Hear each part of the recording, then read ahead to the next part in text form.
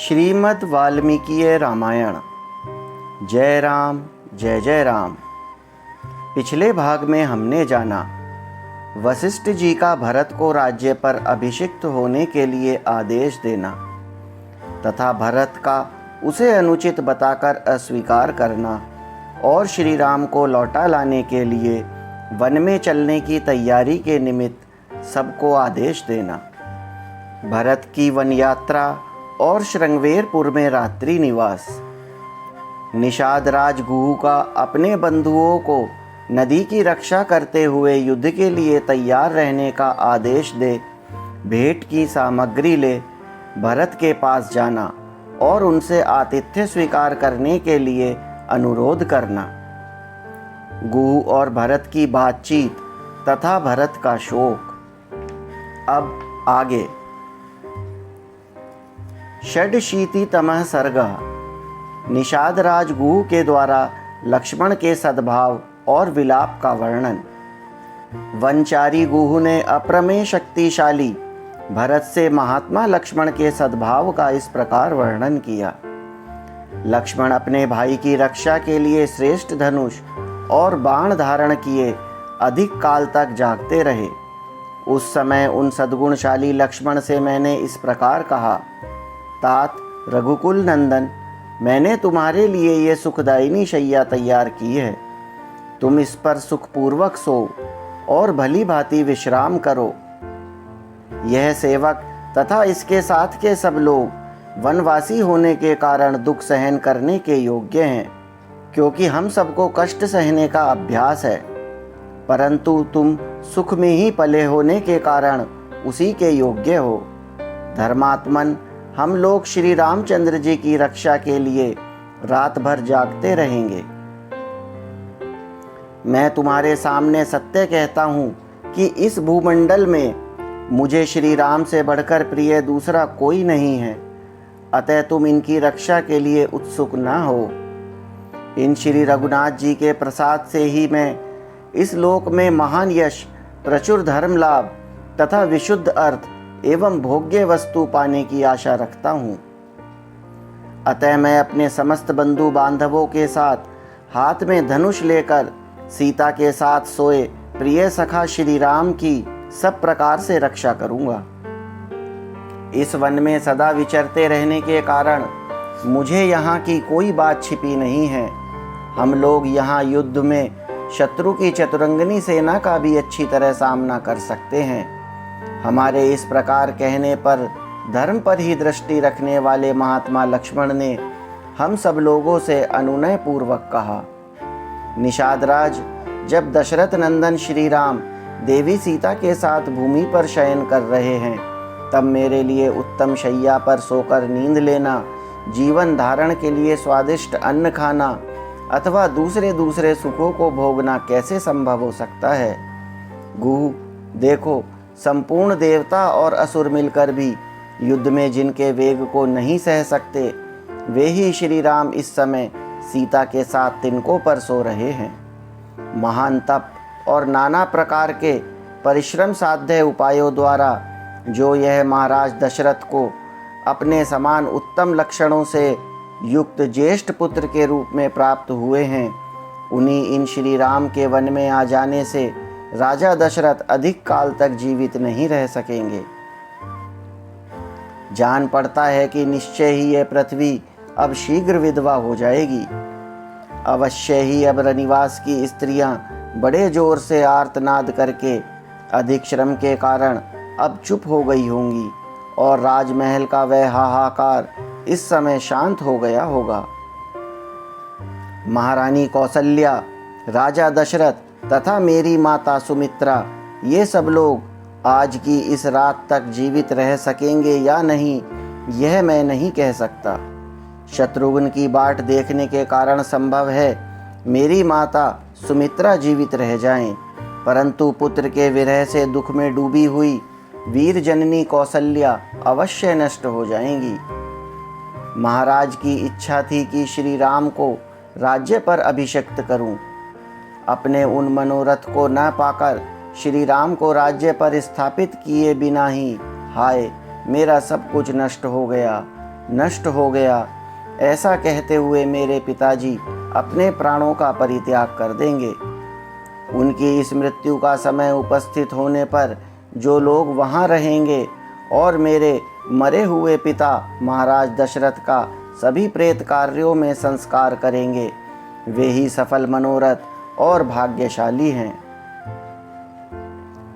यदि पिता जीवित रहते तो रमणीय चबूतरों और चौराहों के सुंदर स्थानों से युक्त पृथक पृथक बने हुए विशाल राजमार्गों से अलंकृत धनिकों की अट्टालिकाओं और देव मंदिरों एवं राजभवनों से संपन्न सब प्रकार के रत्नों से विभूषित हाथियों, घोड़ों और रथों के आवागमन से भरी हुई, विविध वाद्य की ध्वनियों से निनादित, समस्त कल्याणकारी वस्तुओं से भरपूर, हष्ट पुष्ट मनुष्यों से व्याप्त, पुष्प वाटिकाओं और उद्यानों से परिपूर्ण तथा सामाजिक उत्सवों से सुशोभित हुई मेरे पिता की राजधानी अयोध्यापुरी में जो लोग विचरेंगे, वास्तव में वे ही सुखी हैं। क्या वनवास की इस अवधि के समाप्त होने पर सकुशल लौटे हुए सत्य प्रतिज्ञ श्री राम के साथ हम लोग अयोध्यापुरी में प्रवेश कर सकेंगे? इस प्रकार विलाप करते हुए महामनस्वी राजकुमार लक्ष्मण की वह सारी रात जागते ही बीती। प्रातःकाल निर्मल सूर्य उदय होने पर मैंने भागीरथी के तट पर वट के दूध से उन दोनों के केशों को जटा का रूप दिलवाया और उन्हें सुखपूर्वक पार उतारा। सिर पर जटा धारण करके वलकल एवं चीर वस्त्र पहने हुए महाबली शत्रु संतापी श्री राम और लक्ष्मण दो गज यूथपतियों के समान शोभा पाते थे। वे सुंदर तरकस और धनुष धारण किए इधर उधर देखते हुए सीता के साथ चले गए। सप्ताशीतितमः सर्ग। भरत की मूर्छा से गुहु, शत्रुघ्न और माताओं का दुखी होना। होश में आने पर भरत का गुहु से श्री राम आदि के भोजन और शयन आदि के विषय में पूछना और गुहु का उन्हें सब बातें बताना। गुहु का श्री राम के जटा धारण आदि संबंध रखने वाला अत्यंत अप्रिय वचन सुनकर भरत चिंतामग्न हो गए। जिन श्री राम के विषय में उन्होंने अप्रिय बात सुनी थी, उन्हीं का वो चिंतन करने लगे और उन्हें यह चिंता हो गई कि अब मेरा मनोरथ पूर्ण न हो सकेगा। श्री राम ने जब जटा धारण कर ली तब वे शायद ही लौटें। भरत सुकुमार होने के साथ ही महान बलशाली थे। उनके कंधे सिंह के समान थे, भुजाएं बड़ी बड़ी और नेत्र विकसित कमल के सदृश सुंदर थे। उनकी अवस्था तरुण थी और वे देखने में बड़े मनोरम थे। उन्होंने गुहु की बात सुनकर 2 घड़ी तक किसी प्रकार धैर्य धारण किया। फिर उनके मन में बड़ा दुख हुआ। वे अंकुश से विद्ध हुए हाथी के समान अत्यंत व्यथित होकर सहसा दुख से शिथिल एवं मूर्छित हो गए। भरत को मूर्छित हुआ देख गुहु के चेहरे का रंग उड़ गया। वह भूकंप के समय मथित हुए वृक्ष की भांति वहां व्यथित हो उठा। शत्रुघ्न भरत के पास ही बैठे थे। वे उनकी वैसी अवस्था देख उन्हें हृदय से लगाकर जोर जोर से रोने लगे और शोक से पीड़ित हो अपनी सुध बुध खो बैठे।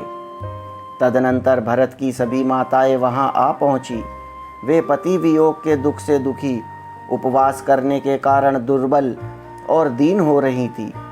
भूमि पर पड़े हुए भरत को उन्होंने चारों ओर से घेर लिया और सबकी सब रोने लगी। कौसल्या का हृदय तो दुख से और भी कातर हो उठा। उन्होंने भरत के पास जाकर उन्हें अपनी गोद में चिपका लिया। जैसे वत्सला गौ अपने बछड़े को गले से लगाकर चाटती है, उसी तरह शोक से व्याकुल हुई तपस्विनी कौसल्या ने भरत को गोद में लेकर रोते रोते पूछा, बेटा, तुम्हारे शरीर को कोई रोग तो कष्ट नहीं पहुंचा रहा है? अब इस राजवंश का जीवन तुम्हारे ही अधीन है। वत्स, मैं तुम्ही को देखकर जी रही हूँ। श्री राम लक्ष्मण के साथ वन में चले गए और महाराज दशरथ स्वर्गवासी हो गए। अब एकमात्र तुम ही हम लोगों के रक्षक हो। बेटा, सच बताओ, तुमने लक्ष्मण के संबंध में अथवा मुझ एक ही पुत्र वाली माँ के बेटे वन में सीता सहित गए हुए श्री राम के विषय में कोई अप्रिय बात तो नहीं सुनी है। दो ही घड़ी में जब महायशस्वी भरत का चित्त स्वस्थ हुआ, तब उन्होंने रोते रोते ही कौशल्या को सांत्वना दी और कहा, माँ घबराओ मत, मैंने कोई अप्रिय बात नहीं सुनी है। फिर निषाद राज गुहू से इस प्रकार पूछा, गुहू, उस दिन रात में मेरे भाई श्री राम कहाँ ठहरे थे, सीता कहाँ थी और लक्ष्मण कहाँ रहे, उन्होंने क्या भोजन करके किस बिछौने पर शयन किया था, ये सब बातें मुझे बताओ। ये प्रश्न सुनकर निषाद राज गुहू बहुत प्रसन्न हुआ और उसने अपने प्रिय एवं हितकारी अतिथि श्री राम के आने पर उनके प्रति जैसा बर्ताव किया था वह सब बताते हुए भरत से कहा,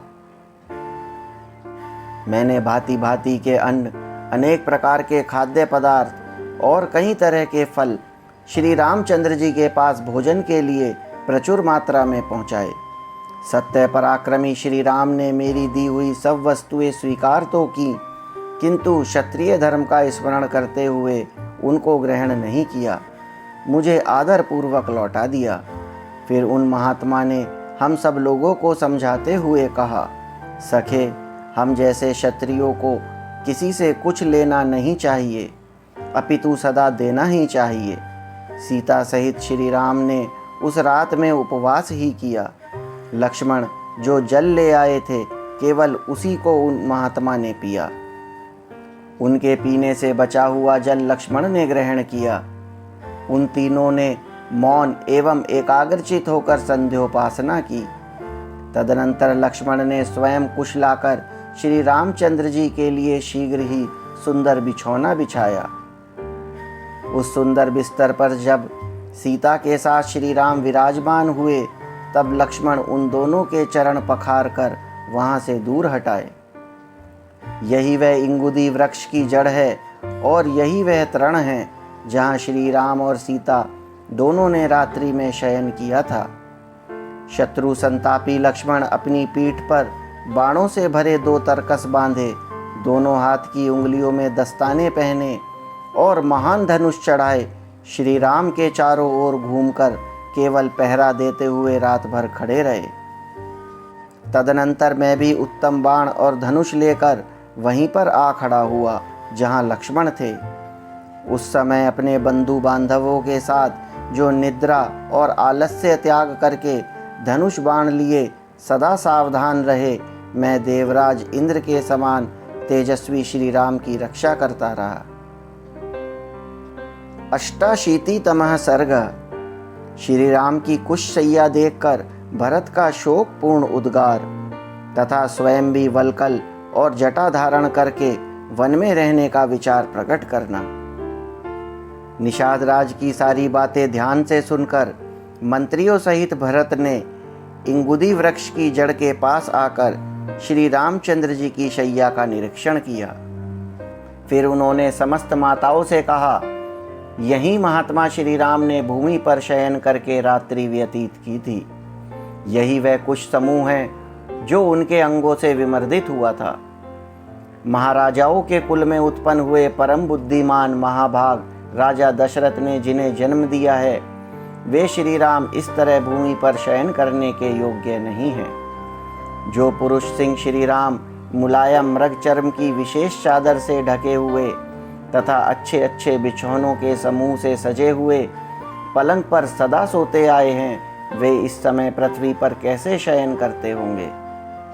जो सदा विमानाकार प्रसादों के श्रेष्ठ भवनों और अट्टालिकाओं में सोते आए हैं तथा जिनकी फर्श सोने और चांदी की बनी हुई है, जो अच्छे बिछौनों से सुशोभित है, पुष्प राशि से विभूषित होने के कारण जिनकी विचित्र शोभा होती है, जिनमें चंदन और अगरू की सुगंध फैली रहती है, जो श्वेत बादलों के समान उज्ज्वल कांति धारण करते हैं, जिनमें शुक समूहों का कलरव होता रहता है, जो शीतल हैं एवं कपूर आदि की सुगंध से व्याप्त होते हैं, जिनकी दीवारों पर स्वर्ण का काम किया गया है तथा जो ऊंचाई में मेरू पर्वत के समान जान पड़ते हैं, ऐसे सर्वोत्तम राजमहलों में जो निवास कर चुके हैं, वे श्री राम वन में पृथ्वी पर कैसे सोते होंगे। जो गीतों और वाद्यों की ध्वनियों से, श्रेष्ठ आभूषणों की झनकारों से तथा मृदंगों के उत्तम शब्दों से सदा जगाए जाते थे। बहुत से वंदीगण समय समय पर जिनकी वंदना करते थे, सूत और मागध अनुरूप गाथाओं और स्तुतियों से जिनको जगाते थे, वे शत्रु संतापी श्री राम अब भूमि पर कैसे शयन करते होंगे। यह बात जगत में विश्वास के योग्य नहीं है। मुझे यह सत्य नहीं प्रतीत होती। मेरा अंतःकरण अवश्य ही मोहित हो रहा है। मुझे तो ऐसा मालूम होता है कि यह कोई स्वप्न है। निश्चय ही काल के समान प्रबल कोई दूसरा देवता नहीं है, जिसके प्रभाव से दशरथ नंदन श्री राम को भी इस प्रकार भूमि पर सोना पड़ा। उस काल के ही प्रभाव से विदेह राज की परम सुंदरी पुत्री और महाराज दशरथ की प्यारी पुत्र वधू सीता भी पृथ्वी पर शयन करती है। यही मेरे बड़े भाई की शैया है। यहीं उन्होंने करवटें बदली थी। इस कठोर वेदी पर उनका शुभ शयन हुआ था। जहाँ उनके अंगों से कुचला गया सारा तृण अभी तक पड़ा है।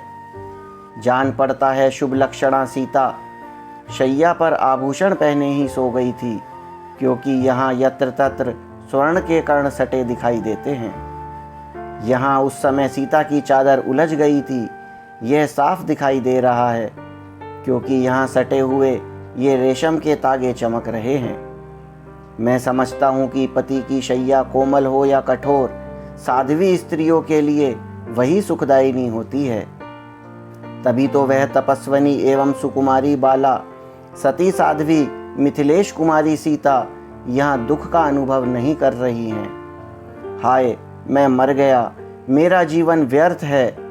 मैं बड़ा क्रूर हूँ, जिसके कारण सीता सहित श्री राम को अनाथ की भांति ऐसी शैया पर सोना पड़ता है।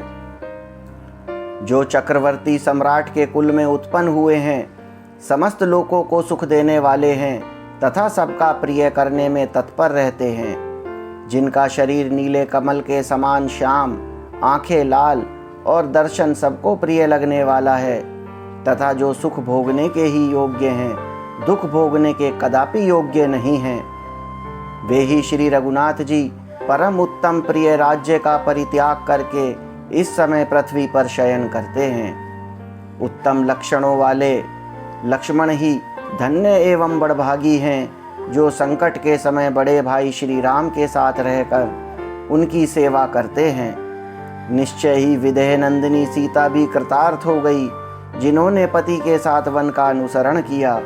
हम सब लोग उन महात्मा श्री राम से बिछुड़कर संशय में पड़ गए हैं। हमें यह संदेह होने लगा है कि श्री राम हमारी सेवा स्वीकार करेंगे या नहीं।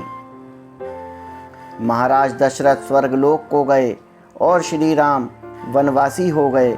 ऐसी दशा में यह पृथ्वी बिना नाविक की नौका के समान मुझे सूनी सी प्रतीत हो रही है। वन में निवास करने पर भी उन्हीं श्री राम के बाहुबल से सुरक्षित हुई इस वसुंधरा को कोई शत्रु मन से भी नहीं लेना चाहता है। इस समय अयोध्या की चारे दीवारी की सब ओर से रक्षा का कोई प्रबंध नहीं है। हाथी और घोड़े बंधे नहीं रहते, खुले विचरते रहते हैं। नगर द्वार का फाटक खुला ही रहता है। सारी राजधानी आरक्षित है। सेना में हर्ष और उत्साह का अभाव है। समस्त नगरी रक्षकों से सूनी सी जान पड़ती है, संकट में पड़ी हुई है। रक्षकों के अभाव से आवरण रहित हो गई है, तो भी शत्रु विष मिश्रित भोजन की भांति इसे ग्रहण करने की इच्छा नहीं करते हैं। श्री राम के बाहुबल से ही इसकी रक्षा हो रही है। आज से मैं भी पृथ्वी पर अथवा तिनकों पर ही सोऊंगा, फल मूल का ही भोजन करूंगा और सदा वल्कल वस्त्र तथा जटा धारण किए रहूंगा। वनवास के जितने दिन बाकी हैं, उतने दिनों तक मैं ही वहाँ सुखपूर्वक निवास करूंगा। ऐसा होने से आर्य श्री राम की हुई प्रतिज्ञा झूठी नहीं होगी। भाई के लिए वन में निवास करते समय शत्रुघ्न मेरे साथ रहेंगे। और मेरे बड़े भाई श्री राम लक्ष्मण को साथ लेकर अयोध्या का पालन करेंगे। अयोध्या में ब्राह्मण लोग कुकुत्स कुलभूषण श्री राम का अभिषेक करेंगे। क्या देवता मेरे इस मनोरथ को सत्य करेंगे? मैं उन चरणों पर मस्तक रखकर उन्हें मनाने की चेष्टा करूंगा। यदि मेरे बहुत कहने पर भी वे लौटने को राजी न होंगे तो उन वनवासी श्री राम के साथ मैं भी दीर्घ काल तक वहीं निवास करूंगा। वे मेरी उपेक्षा नहीं करेंगे। एकोननवनीतमः सर्गः। भरत का सेना सहित गंगा पार करके भरद्वाज के आश्रम पर जाना। श्रृंगवेरपुर में ही गंगा के तट पर रात्रि बिताकर रघुकुल नंदन भरत प्रातःकाल उठे और शत्रुघ्न से इस प्रकार बोले। शत्रुघ्न, उठो, क्या सो रहे हो? तुम्हारा कल्याण हो। तुम निषाद राजगुह को शीघ्र बुला लाओ, वही हमें गंगा के पार उतारेगा।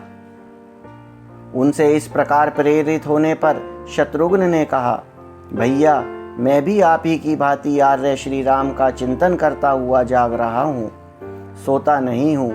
वे दोनों पुरुष सिंह जब इस प्रकार परस्पर बातचीत कर रहे थे, उसी समय गुह उपयुक्त वेला में आ पहुंचा और हाथ जोड़कर बोला, कुकुत्स कुलभूषण भरत जी, इस नदी के तट पर आप रात में सुख से रहे हैं ना?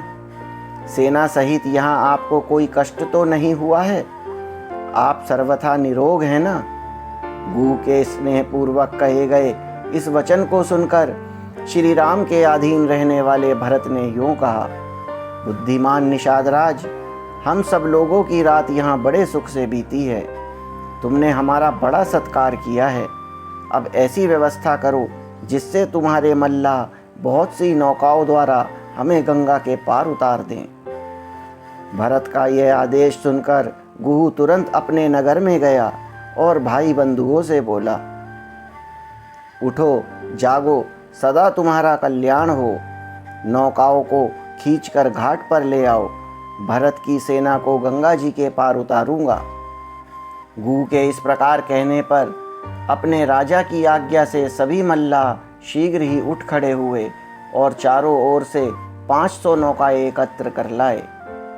इन सब के अतिरिक्त कुछ स्वास्तिक नाम से प्रसिद्ध नौकाएं थी, जो स्वास्तिक के चिन्हों से अलंकृत होने के कारण उन्हीं चिन्हों से पहचानी जाती थी।